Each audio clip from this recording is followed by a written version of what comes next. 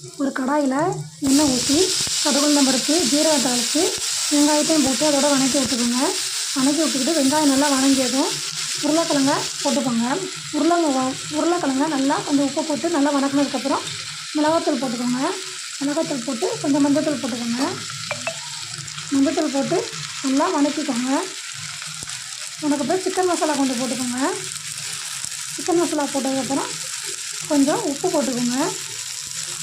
உப்பு போட்டு நல்லா வணக்கி சிம்மில் வச்சு நல்லா வணக்கிக்கோங்க. நல்லா வணங்கினதுக்கப்புறம் ஒரு அரை டம்ளர் தண்ணி ஊற்றிக்கோங்க. தண்ணி ஊற்றி நல்லா கிளறி விட்டு ஒரு 5 நிமிஷம் 5லேருந்து 10 நிமிஷம் வரைக்கும் சிம்மில் மீடியம் ஃப்ளேமில் வச்சு மூடி வச்சுருங்க. மூடி வச்சதுக்கப்புறம் பார்க்கலாம். இப்போ ஓப்பன் பண்ணி பார்க்கலாம். மூடி வச்சதுக்கப்புறம் வெந்ததுக்கப்புறம் பார்க்கலாம். இப்போ ஓப்பன் பண்ணி பார்த்தா நல்லா வெந்திருக்கும். இப்போ வெந்ததுக்கப்புறம் கொஞ்சம் பெருங்காயத்தூள் போட்டு கிண்டி விட்டுக்கோங்க. கிண்டி விட்டதுக்கப்புறம் எடுத்து சர்வ் பண்ணலாம். சூப்பரான உருளைக்கிழங்கு வறுவல் ரெடி. நீங்களும் ட்ரை பண்ணி பாருங்கள். ப்ளீஸ் லைக் பண்ணுங்கள், ஷேர் பண்ணுங்கள், சப்ஸ்கிரைப் பண்ணுங்கள். Thank you friends.